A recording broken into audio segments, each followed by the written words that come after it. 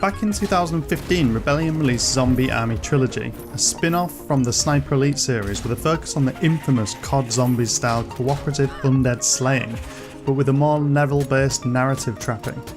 3 years later, the team are back with a more refreshing take on the genre, with Strange Brigade, but is it any good?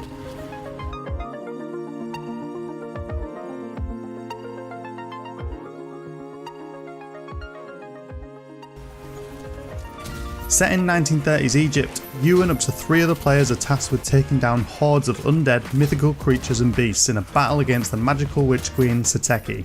Strange Brigade features 10 base levels, each of which will set you back around 45 to 60 minutes to complete. There's 4 different characters to choose from, who offer unique amulet abilities and different voiceovers, but otherwise are roughly the same. There's no statistical benefits, roles or major reasons to play one character over another here. Players navigate down a linear path through environments, battling enemies and utilising traps, uncovering secrets, solving puzzles and doing a whole lot of killing along the way. If you've played Zombie Army, you know roughly what to expect here. Rebellion's co-op mode certainly feels familiar.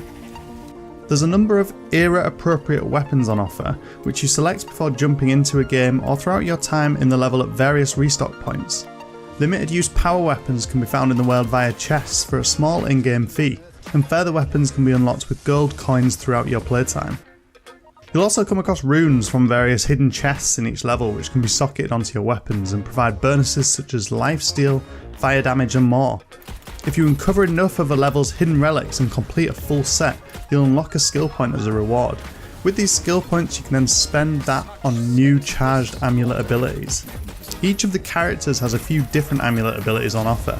As you battle through the hordes of enemies, holding down RT or R2 will suck up the souls of fallen enemies, charging your amulet in the process.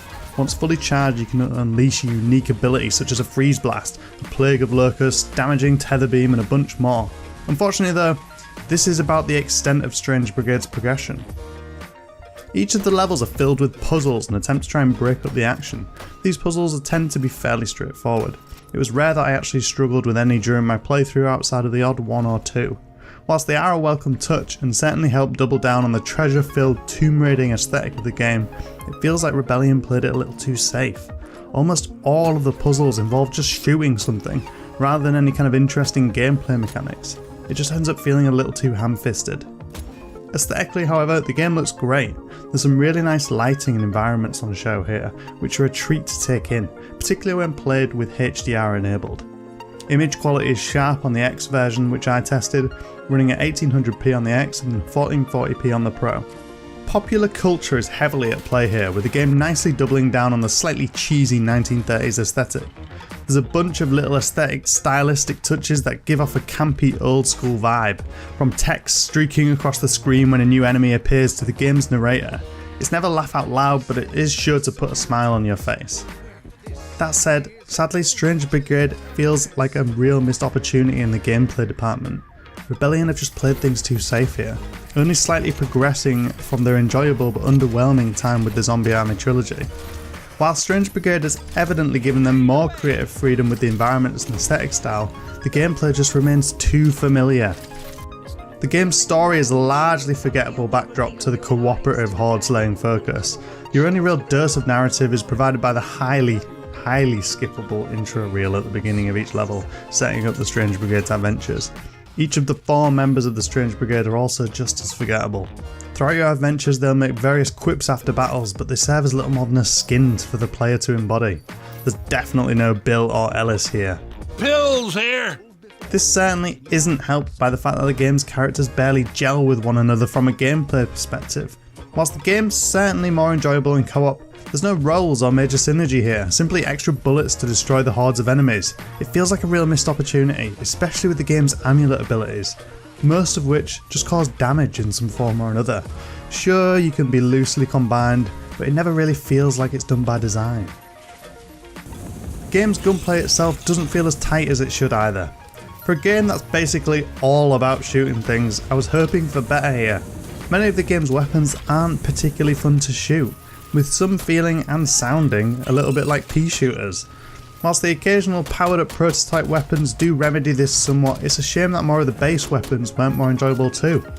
And no, Zombie Army Trilogy's delightfully gratifying slow motion bullet cam is nowhere to be seen this time around, sadly. The gunplay isn't terrible by a long shot, it's just not great. Environmental traps do lead to some satisfying kills however, with the numerous spinning blades, fire traps, spike traps, explosives and more scattered around the levels. These areas have clearly been designed to help you funnel the enemies towards their amusing destruction. Seeing tens of enemies sent flying from a well-timed spinning blade trap never does get old. Despite the game's 1930s campy setting allowing the developers much more creative freedom over the zombie army's Nazi undead backdrop, the enemies of the Strange Brigade are still mostly lumbering undead. Sure, it's often mummies or skeletons instead, but the base fodder still just feel like zombies. While some of the enemies are a little bit more creative, such as a charging bull or teleporting fireball wielding foes, it still feels like a little bit of a shame. I feel like there could have been more done here. It would have been great to see more depth given to Strange Brigade, dynamically spawning enemies rather than the linear hordes like in Left 4 Dead, or a deeper progression system with a range of hooks to keep you coming back for more like in Call of Duty, as opposed to just the basic rune slotting and a handful of unlockable weapons that we've got here instead.